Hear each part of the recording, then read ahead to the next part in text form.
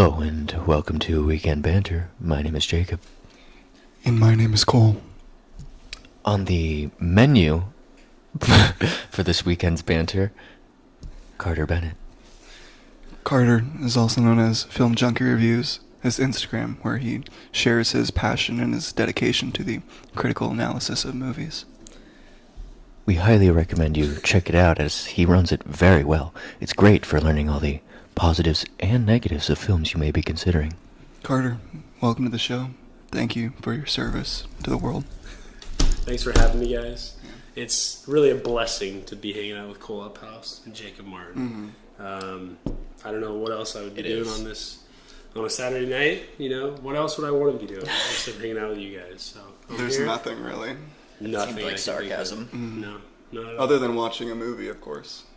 I'd say that it's like equal. You know, Wow. hanging out with you guys watching a movie. Good. Right there, neck and neck. Good. Carter, we are very, very happy to have you here. Your expertise on movies. This episode is going to be pretty much entirely about movies because that is your thing.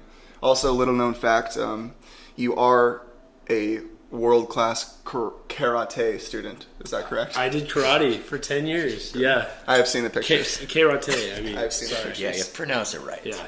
Karate. Uncultured? I'm not. Uncultured swine. Yeah, I am. All right, let's start off. Where did your passion for movies, when did it start and where did it come from? Yeah, so some of my earliest memories involve movies, watching Star Wars Episode 1, The Phantom Menace. I would just skip to the end because the rest of the movie's crap.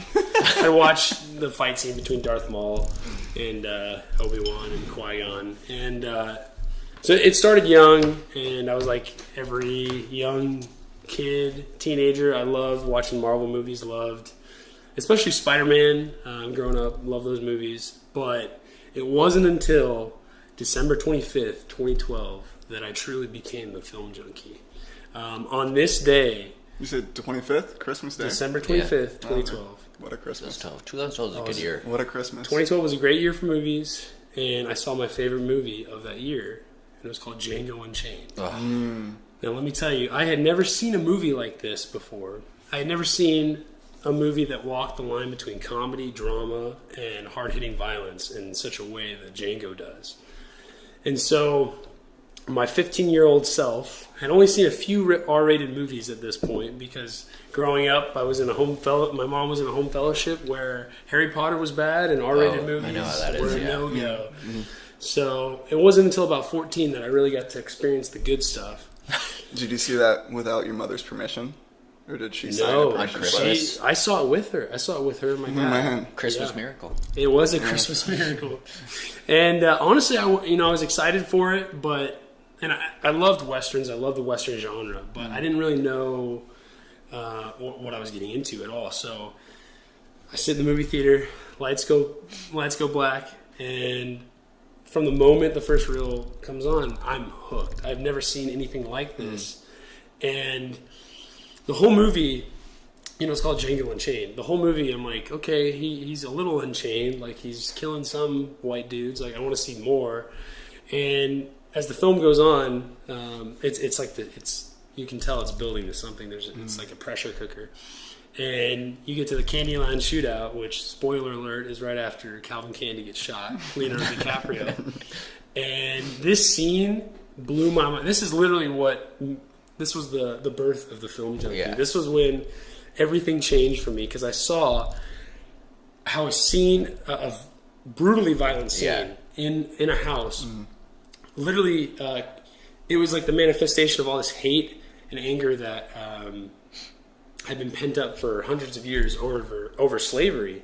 And so not only was I like laughing my head off watching all these white slavers just get lit up by Django, but like the whole time, I'm like, I want to see this. Like, this is what everyone wished would have happened. It was redemptive. Yeah, it was redemptive. And so that was what I was like, who is this director? Quentin Tarantino, obviously. I'm like, I got to figure out what inspired him. I got to watch all his movies. Was that the first Tarantino you saw? First Tarantino movie I saw. That was like the first legit, like, I'd seen a few art films, but that was Tarantino, he's an auteur. He's one of the top 10 directors in Hollywood. He's one of the best ever. And I never, like, I'd seen movies that were generic, and you could tell it could be directed by anyone, but he had a vision, and you could tell that, and you know when you're watching a Tarantino movie, just like you know when you're watching a Wes Anderson movie. Yeah.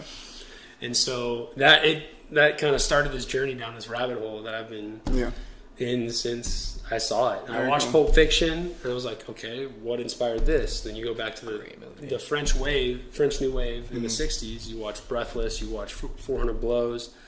And then you watch Django, and you're like, what inspired this? Spaghetti westerns from the 60s. Sergio Leone, Clint Eastwood, wow.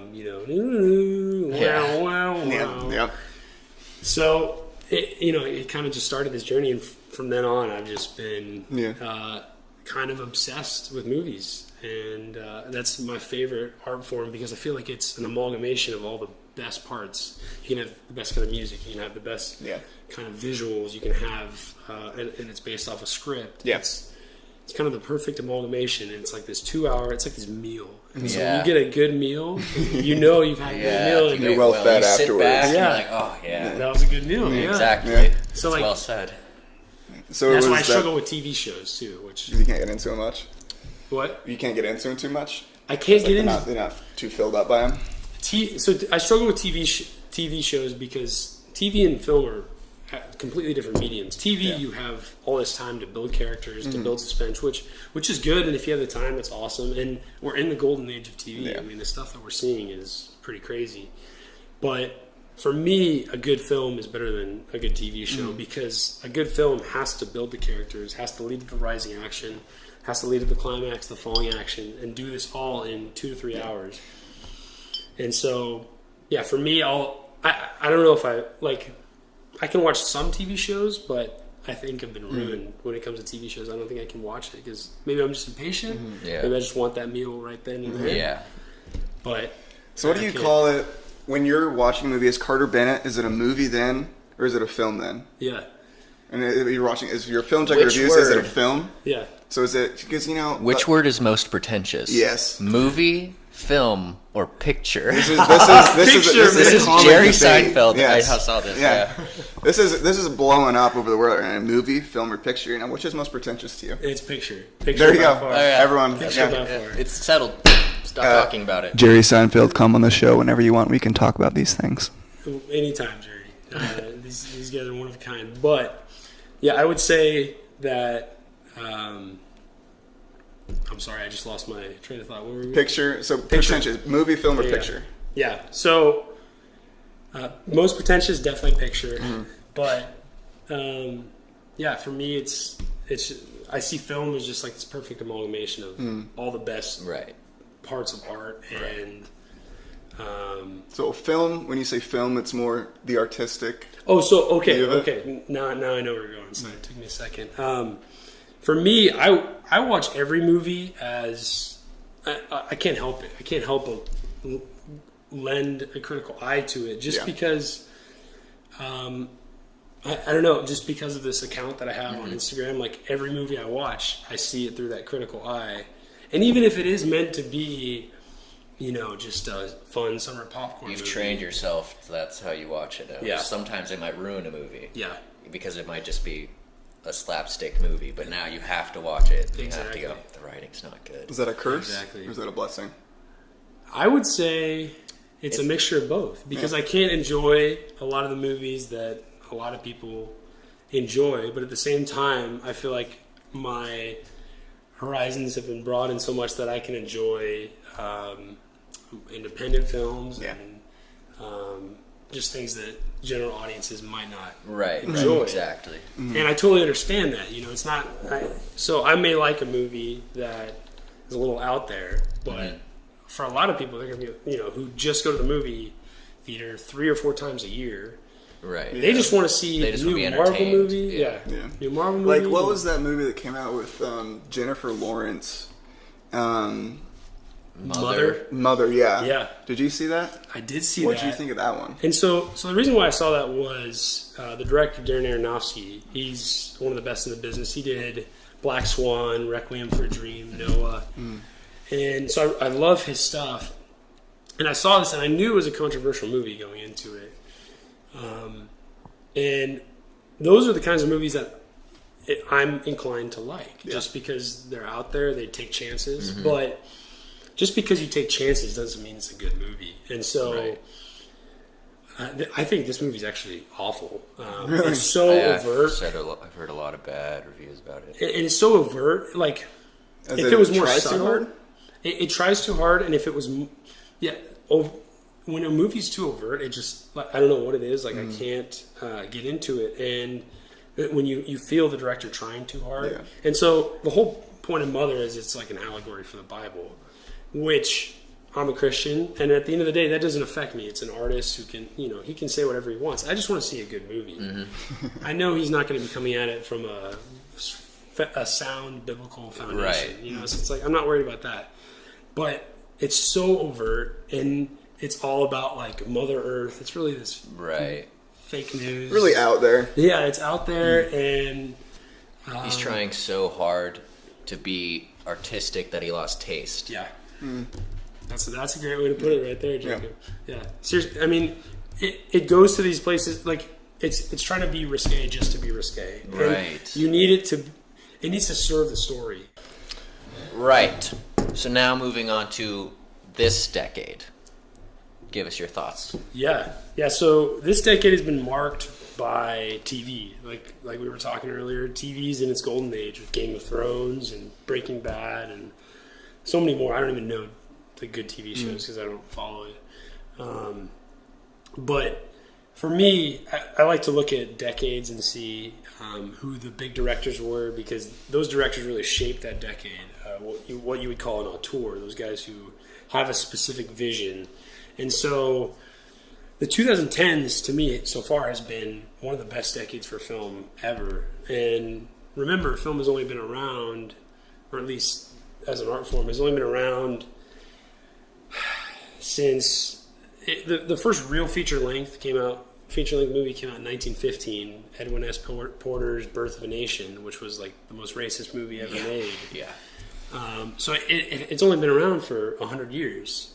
But when looking at the decades, for me, my number one decade would be the 70s. I think that was when the crime genre was at its height with The Godfather and The French Connection and Chinatown. It's unbelievable. I think the 80s were trash besides the stuff that Spielberg was putting out and the stuff that Scorsese was putting out. 90s were really good because you had new voices like Quentin Tarantino, Steven Soderbergh, and even Christopher Nolan towards the end. 2000s, besides The Lord of the Rings, there's not much in that decade at all. Garfield 2, A Tale of Two Kitties. And you can't Not a forget Harry about Potter Garfield fan. 2. Love Harry. I love Harry Potter. I forgot about that.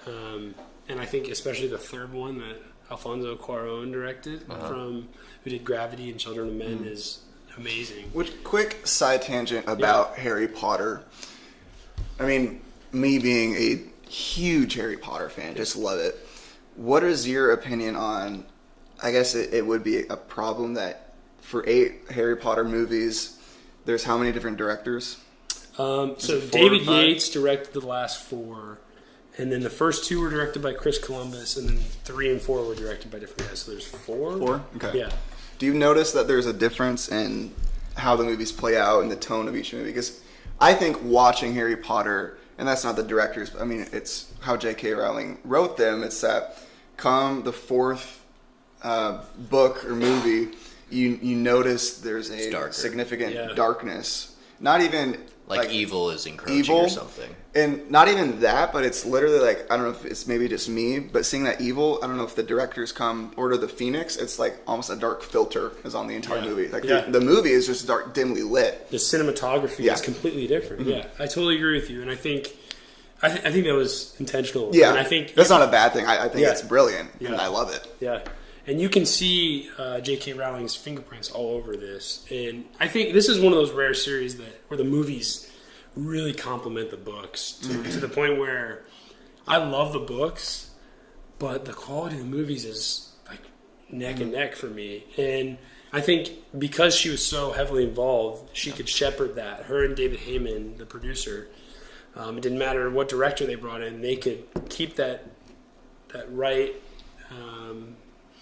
right temperature when it comes to the tone. And so the first two, they're very happy. The third one, that's when things definitely start to get darker, but there's still that lighter tone to it. But when Voldemort shows up, stuff starts going down, and as it should. I mean, the best stories know how to build stakes, and they built stakes over 8 films, which is amazing. And which it's rare for a series to add on and cut off additionally and add on another film when there's 7 books, 8 films. I think it was a good call. You know, of course they made millions of extra dollars because of it, but I think it was a good business call, but also it was good for the movies too, because they were able to get it all into a movie. Yeah, seriously, no, that started that trend before Twilight, before Hunger Games, before all these movies doing the part 1 and part 2. That started the trend, and I think it was a genius business-wise and creatively. And I think that's when you get the best movies, when business and the creative side meet and can work together effectively. Because sometimes you get a super creative genius like a Tarantino, and maybe he gets too big of a script or too big of a budget and too many yes men around him, and doesn't know where to cut things, and you get a bloated movie. And then other times you get the side with a business aspect of the whole thing, where they're trying to sell toys or they're trying to set it up for sequels, gets in the way of actually telling a story. Exactly. And Disney is... When you say a bloated movie, do you mean like it's too long, there's too much, and it shouldn't be that much? Are you referring to like Quentin Tarantino? Or just any movie that you would say is bloated? That's to you it means that it's too long and there's too much in it? I would think too much, and then also no one's reining in those ideas. So like Tarantino, I keep bringing him up, but he's a crazy dude, and if you don't rein him in a little bit, he's going to go off in La La Land, and you don't know what you're going to get. You know? It's a great movie, by the way. I enjoyed La La Land a little bit more than I enjoyed The Greatest Showman. Not going to lie. I didn't a see little that. bit more. Yeah, I saw your thing. Like, you're not even going to watch it. I can't watch it. It is a musical. Yeah. It's an average film. Yeah. It's not.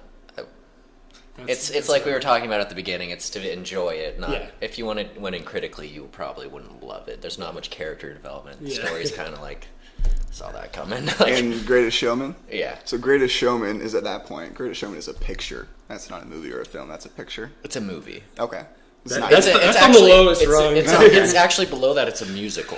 So it's like it's a musical. Mamma Mia. It's like a musical if they're at a theater and they pretty much just set up a camera and they released it. You can literally tell in the sets. You can tell it was done on a stage. Really? In like a theater. It's like Is it intentional? Or La La does Land does stuff like that that's similar, but like it's intentional and it's like. Okay, gotcha.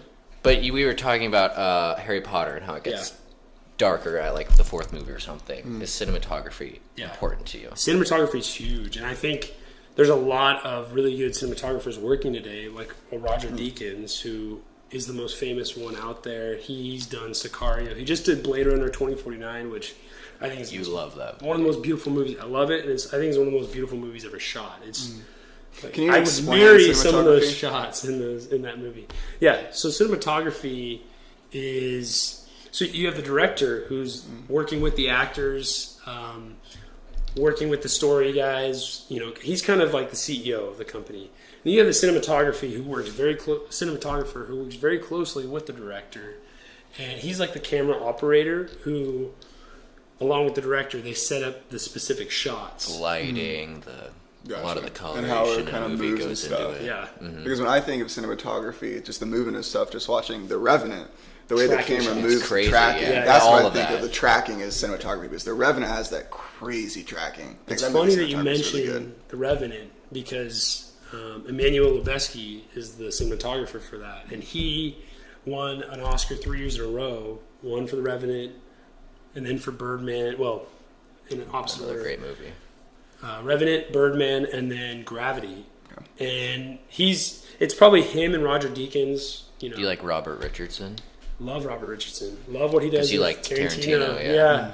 You can tell when you're watching a Richardson movie because you the can backlight and right. They all have like little styles and like little like that's how you know it's them.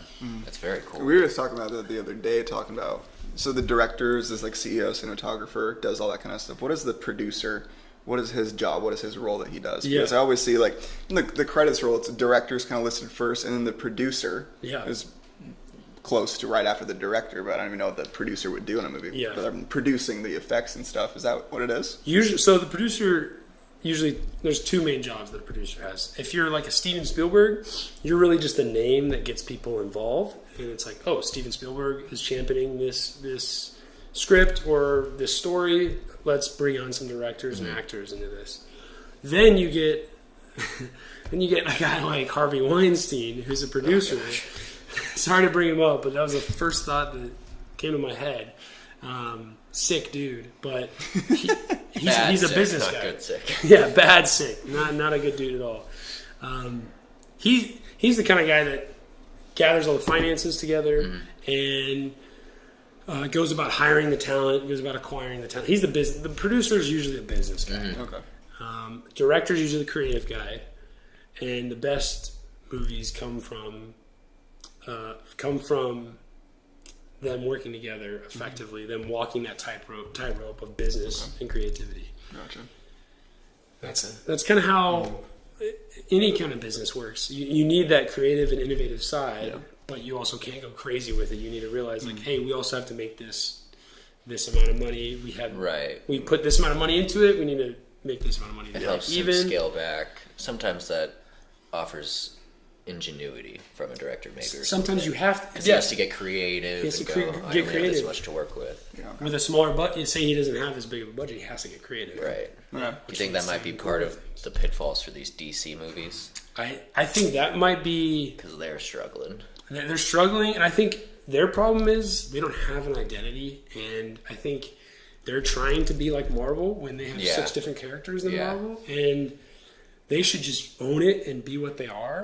And I think Batman v Superman, I think the issue with that was it went crazy creatively, and then with Justice League, they're like, oh crap, no one only a few hardcore fans like Batman v Superman. Now we got to go the other way, which is the really safe, cliche Disney side, and it just turns people off because you don't have an identity. Right. And they did with Wonder Woman. They did this kind of like everyone loved Wonder Woman, and so everyone was like kind of expecting that kind of same vibe and greatness after Wonder Woman, but then they just kind of changed tones with it. Yeah. And it was the same thing. I noticed that with Marvel too. I'm not huge in superhero movies because that's, they're all very predictable in the end, but it's all with Marvel. Marvel owns the game with Avengers. I think Avengers is much bigger than Justice League because DC just isn't owning it right now. Yeah. But with Marvel, so Guardians of the Galaxy 1, the humor was genius and perfect, and it was also, there was a fantastic story that was being told, and you could follow both of them. It was just like the humor was thrown there at perfect times, and I felt that in Guardians of the Galaxy 2, it was the story was just pushed down, and they just threw in all this humor that did not land at a lot of the times. They were great. I laughed a lot of the time, but a lot of the time it was just like.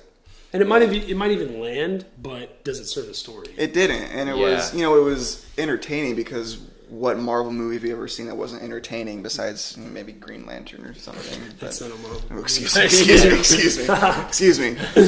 But it just didn't. I left the theater and I was like, man, they overdid it. The Pac-Man thing was going through space. I was like, why? Didn't land it. And I think that's what I'm talking about when it comes to that perfect balance between business and creativity. You look at Logan, Deadpool, the first Guardians of the Galaxy. Those movies knew what they were and they owned it, but they also delivered a great story. Yeah. And what happens when you do that? Usually you're going to end up with a lot of money in the bank. And so Guardians of the Galaxy made like $700 million worldwide. Deadpool was the highest grossing R-rated movie ever because of that. And then Logan, which is it's like a hardcore drama about growing older and about reckoning with your violent past, made over $600 million. It's like a Western with a thin veil of a superhero. And it just shows you people want to see new things. I think people will get tired of Marvel movies here pretty quick. Yeah. You can kind of tell they're kind of wrapping it up, like they're coming to an end. They know. Like they have so many characters. Who else are you going to add in? Yeah, because it's Infinity War that's coming out next, right? Which I could care less about. Like, because you're burnt out on them. I'm burnt out on. I want to see another Logan. I want to see stuff from Tarantino. I want to see stuff from Nolan. But like, I'm burnt out on Marvel movies because I know what I'm going to get every time. I know it's like a TV show almost because a lot of the guys are going to survive into the next. It's going to work out in the end every time. I mean, whatever happens along the way, it's just going to reach this. The good guys are going to win. Yeah. Which that's part of why I like DC a little bit more than Marvel. Is DC movies, they kind of try to go with a little bit more gritty feel to them. Yeah. People talk about Dark Knight, even though Dark Knight isn't a DC affiliated thing well, at all. It is. It just the character. They don't have the universe. It's a rebooted universe. Right. I think that the characters, they unreal. The characters of DC, I'm just a little bit more, and I think they're a little bit cooler, and the villains are a little bit badder, and I think there's more weight to them. There's more weight to be held in DC movies. I feel. I mean, that's my unpopular opinion. I agree with you. I agree. No, yeah. I think they just haven't made it recently with Suicide Squad, BVS, and man, I almost forgot about Suicide Squad. Yeah, bring that name up. That's just like a thorn in your side. Like, oh yeah, that was a movie. Ugh. Well, they're making a second, aren't they? They are, because it made a lot of money. What? It made over $700 million. Yeah. What? I haven't heard a single person that said they liked that though. You know, it speaks to the another... lowest. Remember how we're talking about how it's movies can hit you differently? Yeah, I guess that's true. It's subjective. Suicide Squad is objectively bad. If you like that, something's wrong with you.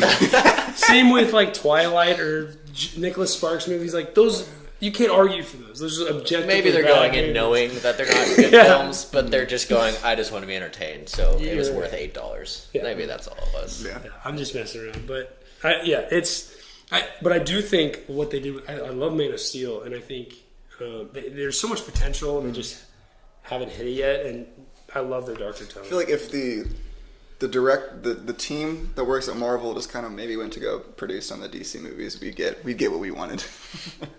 I think Marvel does nail it business-wise. Kevin Feige knows what he's doing when it comes to business, and that's why those movies have done so well. I mean, that's why he can open a movie, like open Ant-Man, and the movie makes $600 million. That movie shouldn't make $600 million. Okay.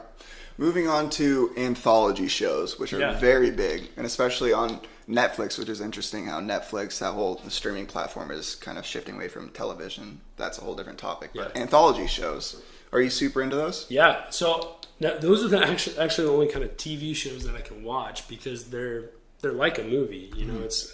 It's a meal. It's a self-contained meal. Yeah.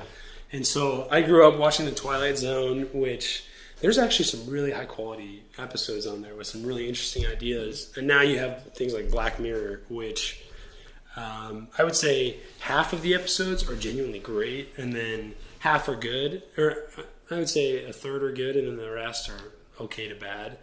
But the good ones are really good, and there's some really good ones on the new season. And so that's like the only kind of TV show that I can watch. That and Nathan For You. I don't know if you guys have seen Nathan For You. You gotta watch it. It's on Comedy Central. It's about this guy who goes to struggling businesses, and because he has cameras around him, they'll listen to what he says. So he will give them the worst ideas. Those guys that save restaurants and bars and stuff, those kinds of guys. He's just making fun of it, kind of. Okay. So like he goes to the Starbucks that's struggling because it's in a bad area of town. And he goes, what if we called this Starbucks Dumb Starbucks? And because of parody law, they're able to do it. And so the next week, like, news channels are there. And the line is going all the way down the block to get in this place called Dumb Starbucks. Just because you put the word dumb, there's no difference. It's just Dumb Starbucks. Did it work, though? Business-wise, it worked. I mean, yeah. For a while, at least. There are people all the way down the block. So, I mean, sometimes it works, sometimes it don't. But this show... I'm telling you guys, if you have not watched Nathan For You, check it out. It's Nathan unbelievable. Yeah, and he's this really awkward dude, and I think he... Wait, does he have glasses? Yeah. He's been in some movies. He was in The Disaster. I think I've seen a few episodes. And they're short. He's like very awkward kind of guy. He's very like... Middle-aged Jewish guy. Yeah, middle-aged, It's It's one of a kind show. The kind of characters that he meets, and it's almost like he targets like these really out there people that don't know what they're doing with business, so they'll listen to him and listen to his garbage ideas. That's my suggestion. Check out Nathan Fillion. But very cool, very cool. All right, let's go to Star Wars. Star Wars, Lord of the Rings, and Harry Potter, I think are, you think of film, those are kind of the big three. And under that, you could put like Pirates of the Caribbean as one for of that those like other type series. of movie. Kind of just like series that there's are like monster series that are just like amazing. Is it Lord of the Rings? Wasn't it Return of the King one of the most award-winning movies ever? Yes. it won 11. Yeah, it's tied for Titanic, right? right? Titanic and Ben-Hur. It won 11. The original Ben-Hur, I hope. Yeah, not the one that came out like 2 years ago. Yeah, dude. I'd rather. I'm not gonna say it. I'd rather do a lot of things than watch that movie. But yeah, give us your professional opinion as Film Junkie Reviews on Star Wars compared to Lord of the Rings and Harry Potter. Yeah, those big three. So I would say Star Wars has two genuinely great films. You got A New Hope, which honestly changed the game back in the 70s. No one had ever seen anything like that. It's a combination of a Western, a crime movie, and ancient Japanese religion stuff. It's a genius movie, and George Lucas as an idea guy is great. He knows what he's doing when it comes to building worlds, ideas. Directing, that's a whole different situation. We could talk about the prequels another. We'll bring it up here pretty soon. But, you got some stuff on your chest you got to get off. And then Empire Strikes Back is, I think, one of the best block. I think it's like Raiders of the Lost Ark, and then Empire Strikes Back has like the top two blockbusters of all time. And those are the great films. And I think Last Jedi is very good. I think the stuff that Disney's put out has been garbage. I think Force Awakens okay. I think Rogue One is absolute garbage. It's just fan service. It's just this most recent one. What do you think of The Last Jedi? I really enjoyed Last Jedi because it took risks, but those risks paid off, and I liked how it subverted what you thought was going to happen. Still had a lot of flaws with it, but I think now what Disney's done with Lucasfilm is, I think, was okay to bad, and then we get to The Last Jedi and we're kind of even to where I don't feel like they've done much good or much bad, but I did really enjoy The Last Jedi. And then the prequels, quality-wise, they're not the best, but they do have a special place in my heart because we grew up with them. I was talking about the Darth Maul scene, like that really affected me as a kid, and I do think Revenge of the Sith is an okay to good movie. I mean, it delivers, but I think Lord of the Rings is like, out of all three of these, that's the prestige. Like, there's a reason it won awards. You got Peter Jackson behind the helm, who's one of the best directors working today. Even if The Hobbit was a step down, he's still one of the best directors. He also had to step in for Guillermo del Toro in that time, and that might be one reason why they're not as high quality. He didn't have much time to really make it his own. But I think that's the prestige series. Like, you get the Lord of the Rings 1, 2, and 3 are that's like, that might be the best trilogy ever because all three films are masterpieces. Really well, good. and it's crazy because Fellowship of the Ring is now, in December, it will be 17 years old. Gosh. Which is, you watch it, and that the quality of those films are still above par compared to some movies that are being released today. It's going to be 20 years old in 2021. Yeah. 2 decades. I mean, it's... And it looks like it came out in 2009. So, Lord of the Rings being that old, and for just how fantastic it is, and how much so many people just love Lord of the Rings, for how well it holds up, and Peter Jackson taking that series that he translated it so well from books into movies and did that not flawlessly, but as best as any other book to movie series as I've ever seen, and how well that still holds up. And even though The Hobbit it didn't quite hold up, because I think being 3 movies, that might have been a mistake in that it didn't need to be 3. It's certainly 2 was necessary because the book holds so much stuff, and you can't do that in one movie. But 3, it was just... They didn't even do it in 3. The Hobbit? Or are you talking about Lord of the Rings? The Hobbit. The Hobbit, they did the 3 parts, and if you haven't seen or read any of The Hobbit, maybe it's good then. But I think it does kind of take away. But still, I mean, it's more time in Middle Earth. Yes, and that. But who could ask for anything else? So you kind of like Lord of the Rings. Huh? I adore Lord of the Rings. I adore it. You like it so much you tattooed it on yourself. Hey, don't you have a tattoo? I do. I will. Yeah. There's a white tree of Gondor on my shoulder because can the people see it? I adore Lord of the Rings. I would say Harry Potter. There's no bad films in that. I think the worst one. Which one's your favorite? My favorite is Prisoner of Azkaban, the third one, and then I would say Deathly Hallows Part 2. I think there's no bad films. I think there's a few genuinely great ones, and then the rest are good. Okay, I'd say good. I think the bottom is good. But I don't think, at the same time, I don't think there's any film that reaches the heights of the first three Lord of the Rings. So that's kind of where I stand. Speaking of those films, you also mentioned Pirates of the Caribbean. They all have really, really great soundtracks. Yeah. Yes. Soundtracks, and the guy who did the Pirates of the Caribbean, at least the first one, was Hans Zimmer, who's the biggest name. It's the GOAT of soundtracks. Not the GOAT. He might be the second. No? Film score, or is it soundtrack? Soundtrack is actual songs. It is actual songs, yeah. Like and film score is like... Okay. The score is like what Hans Zimmer or John Williams. John Williams is the greatest. Okay. I was going to ask who's the GOAT. That is objective. Yeah. You're objectively wrong. I'm objectively right. Okay.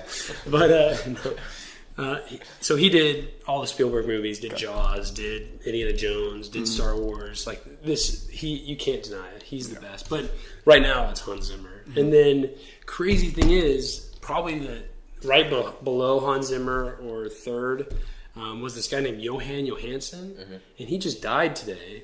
They just found him dead. He did the score for Sicario, Arrival, Prisoners. Worked with Denis Villeneuve, who did Blade Runner 2, which is... I read that, I was like... Because I was thinking about that, because I knew we were going to talk about composers, and I just... It kind of shocked me, because I saw that news today, and he's dead, and he's like top 3. So that's a heavy topic, but it was weird that we were talking about that today. So Johan Johansson, he's got some great work, and then... The one that a lot of people are going to know is Michael Giacchino, who did, or maybe it's Giacchino, I'm not sure. He did the soundtrack for Up, did a lot of Pixar movies. He just did Rogue One. And then you have a guy like Alexander Desplat, who's done all of Wes Anderson's movies, or most of them. Did the Grand Budapest Hotel, Fantastic Mr. Fox, Moonrise Kingdom.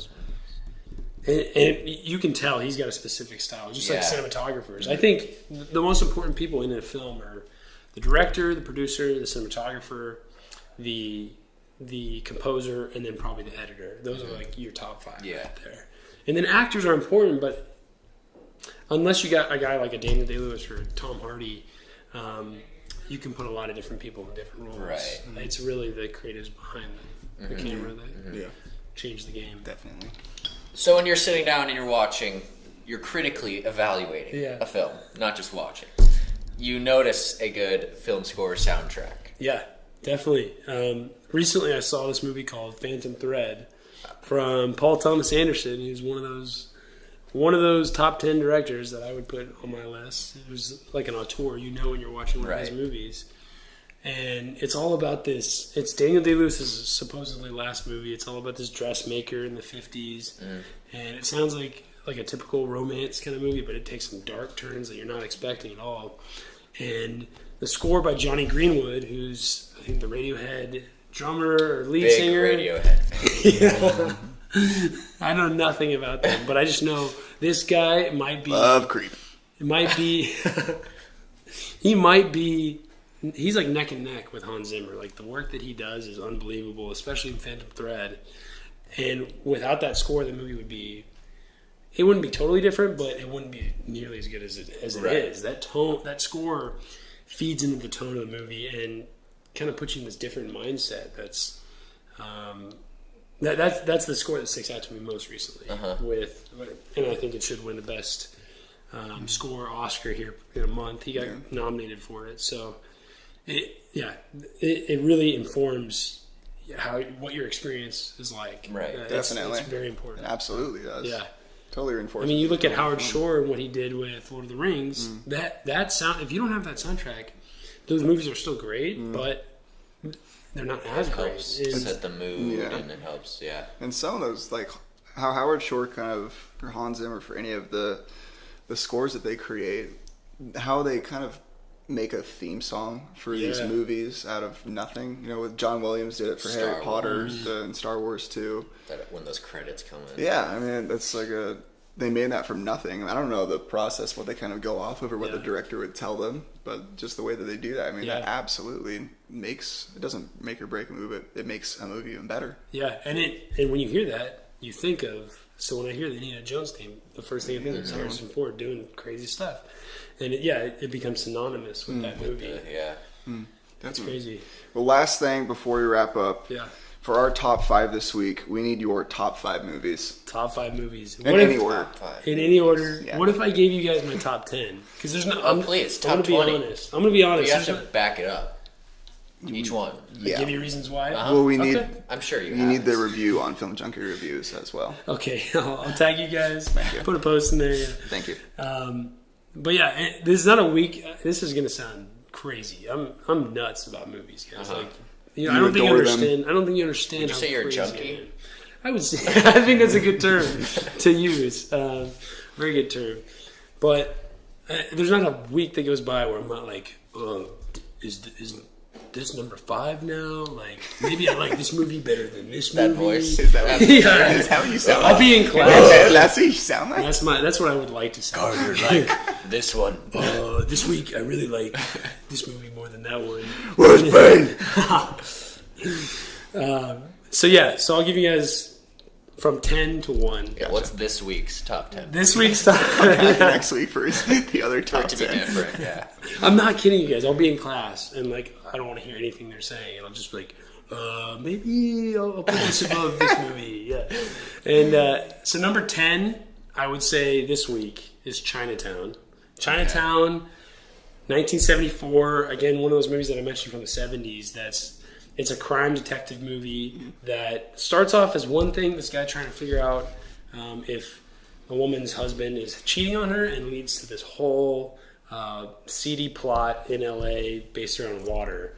And the story behind the movie is crazy because Roman Polanski directed it, who raped a 13-year-old. And so, like, you can say, like, the work that he's done is great, but he's not a great dude. And I think you need to, you can separate that. But just everything that went into that movie, it also feeds into, like, I don't know if you guys know about Charles Manson, but Charles Manson kind of changed America. He murdered Polanski's wife back in the late 60s. And that story kind of informs Chinatown and this LA-based story. Okay. So you know the history of it, but also it's just like one of the most, it's one of the best written scripts ever, and it keeps you guessing, and the ending is, I kind of like downer endings, and it's one of those great downer endings.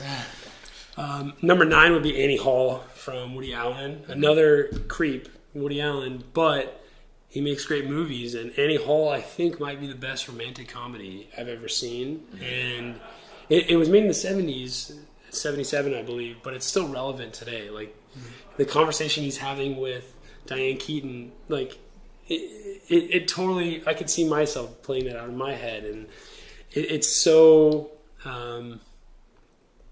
prevalent even today, even though it was made over 40 years ago. It's crazy. And then number 8, I would have to say, is Lawrence of Arabia. That's a movie, came out in the 60s. It's about this guy named T.E. Lawrence, true story, set during World War I, and how he kind of united the English, and then I forget what desert they're in. Honestly, it's been a while since I've seen it, but it's just a beautiful movie. One of those visually beautiful movies with a powerful emotional story at the center. Next, so that's 8, right? Next, I would say, is The Dark Knight this week. Just because this week, it's a crime movie that just so happens to have Batman and Joker in it. You know, it's like Heat. It's like a heist movie. I was kinda almost everything I rooting love. for Heath Ledger in Yeah. that movie. Like, yes, he's Yeah, so dude. good. Yeah. Seriously though, and it is. It's a crime movie that just so happens to have Batman and Joker, and so it's a great movie on top of probably one of the best performances ever from Heath Ledger. It makes me sad every time I watch it to know that he probably would have been in The Dark Knight Rises and would have continued on. A great one. Next one would be A Clockwork Orange from Stanley Kubrick, and this is probably the sickest movie on my list. Not like cool sick. This is like this movie's twisted, messed up. maybe. Yeah. Like almost cringing at some time. Yeah, and it's all about governmental like conditioning, and it's all about this kid in this dystopian England who goes around with he calls them droogs, and they literally just like rape and kill people. Finally, he gets his comeuppance, and it's all told in this really like almost dreamlike, hallucinatory kind of way. But it's beautiful, and it brings up so many interesting questions. But it's a dark movie. And then number 5, that's number 6. Number 5 would be, I would say The Godfather. The Godfather would be number 5 for me. It's on all the AFI Top 100 lists for a reason, because it's kind of like the quintessential American movie about family, but it's also this beautiful crime movie at the same time. Next would be No Country for Old Men. This movie, this is a downer right here. I know you're not a fan. I can't watch it. Yeah. I like that movie. Creeps me out. Yeah, it's a sick movie, and it doesn't end how any other movie I'd ever seen it up to that point. Spoiler alert: the bad guy gets away, and but he still gets a comeuppance in some sort of way. It's just life, man. Like you got these crazy people out there, and if you're coming from a biblical standpoint, all of us, no man is good. If you're coming at it from that. But then you look at someone crazy like Anton Chigurh in this movie, it's like he kills people for fun. And just the low level crime movie that it starts out at, and then the philosophical movie that it becomes, just Tommy Lee Jones struggling because he feels like he just can't deal with the violence that he's witnessing anymore. And so that movie, I actually didn't like it the first time because I was expecting something completely different. I was expecting your typical drug crime movie. But the more I thought about it, the more I loved it because it subverts those tropes. Number 3 would be Goodfellas. Goodfellas is it's like I've never snorted cocaine, but it's like the equivalent, the movie equivalent of snorting cocaine. That movie opens and you are locked in. Yeah. He goes as far back as I can remember. I always wanted to be a gangster, and you're locked in. And it's on Netflix now. If you guys haven't seen it, or if you guys haven't seen it, you got to check it out because it's kind of like the Wolf of Wall Street, just with gangsters. It's from the same director, Martin Scorsese. But that movie, I love crime movies, and then you factor in Robert De Niro, and you factor in just how kinetic it is, how you're sucked in by these terrible people and their lives. It's you know that what they're doing is awful, but you still want to see them, see what happens, see them go down. And you want them to succeed too in a weird way. But that's number 3, and then 2. This is going to be one from left field. It's Raiders of the Lost Ark. Really? Indiana Jones. I think this is the best blockbuster ever made. Yeah. You got Spielberg in his prime. You got Harrison Ford, which I don't know if we've ever seen a movie star like Harrison Ford. You don't see. I mean, you got a Chris Pratt today, but Harrison Ford could walk the line between being like a scumbag and a dude you actually like genuinely want to see succeed. I don't think we've ever seen that. And you got Spielberg again in his prime, and that movie just really. Ever since I've seen it, there's something magical about it. It's hard to describe, but I think that's the best blockbuster ever made. So number 1, it's got to be Pulp Fiction. This was the first movie I watched after watching Django, and just the way that it follows these characters that movies usually don't follow, and tells a story that keeps you guessing the whole time, and it's told out of order. At the same time, it's like this B-level. There's a reason why it's called Pulp Fiction. It's based off of these like pulpy detective movies that you would, and comics that you would see from the 40s that were made on these like this like paper that had a pulpy like orange juice sense to it, and it's like these really seedy, low level crime books. And so Quentin Tarantino plays off those really low level tropes and kind of supersedes that with this really philosophical movie at the end when Marcellus is talking about like this is an act of God, like something crazy went down when the bullets missed them. It brings up so many questions, but it also is just entertaining. Like you can't take away the entertainment factor of a movie. If it's entertaining, and you want to watch it again, and you learn something new every time how everything lines up. And watching it different. Have you seen some people, they put it together in what the order they think it is? Yeah. Does that make any different sense to you when you watch it like that? What was the question? Does it make any more sense to you when you watch it in order, as some people put it? I fully understand it now. It took a while to get there, but I kind of like the structure of it. I kind of like how it does that. It starts almost at the end, kind of, and it And at the beginning, you can actually see Vincent Vega going to the bathroom in that scene. You see like half of his shirt. Wow. Because he goes to the bathroom at the end of the movie too. It's so cool to see. Like the end of the movie is really when Butch drives off in the sunset. That's as far as the story goes. But even the stuff with Mia Wallace, you feel, this girl is up to no good. She's flirting with John Travolta, and you feel that energy. And John Travolta's like, just say he's goodnight, like, get out of here. You're my boss, like. Because you learn before, and every Marcellus will destroy me. Marcellus will throw you out of the third floor window. He threw for rubbing his latest foot. And that's another thing I love. Every conversation feeds into the movie. There's a reason why every conversation. Nothing is just because in that movie. Everything is for a reason. And it's all leading to something. It's even though it's a kind of a twisted movie, there's some weird stuff in there. It's a beautiful movie, and I could watch that every day. If you're stuck on an island, you had one movie. That's what you're going with. Yeah. All right, very cool. Carter, thank you so much for coming on the show and sharing everything with us. Thanks so much, guys. This has been a lot of fun. I can talk about movies for hours. So thank you for blessing us with your banter. Yeah. In 2 weeks, come back and give us your next top 10. I'd love to. It'll probably be a lot different in 2 weeks. All right, Film Junkie, thanks for your time and thanks for the banter. Thanks, guys.